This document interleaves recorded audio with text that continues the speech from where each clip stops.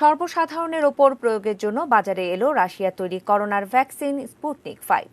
Antibody তৈরি করতে সক্ষম এবং মানবদেহে নিরাপদ হওয়ায় এই ভ্যাকসিনটির প্রথম ব্যাচ সাধারণ মানুষের জন্য সরবরাহ করা হয়েছে বলে জানিয়েছে রাশিয়ার Gamaleya national research centre of epidemiology and microbiology এবং রাশিয়ান ডাইরেক্ট ইনভেস্টমেন্ট ফান্ড। এদিকে রাশিয়ার স্বাস্থ্য মন্ত্রণালয়ের পক্ষ থেকে বলা হয়েছে, ভবিষ্যতে কোথায় কিভাবে তারা এই ভ্যাকসিনটি বিতরণ করবে তার পরিকল্পনাও হচ্ছে। রাশিয়া সরকারের পক্ষ থেকে দেয়া একটি বিবৃতিতে জানানো হয়েছে, স্পুটনিক 5 ভ্যাকসিন প্রয়োগে মানুষের শরীরে পর্যাপ্ত অ্যান্টিবডিও তৈরি হচ্ছে। ভ্যাকসিনটি টি সেলও সক্রিয় করে রোগ প্রতিরোধ ক্ষমতা তৈরি করছে। এর কোনো পার্শ্ব প্রতিক্রিয়া নেই। কোয়ালিটি টেস্ট পার করে মেডিকেল ডিভাইস রেগুলেটরের অনুমতিও মিলেছে তার। তাই টিকার প্রথম ইউনিট বাজারে আনা হয়েছে।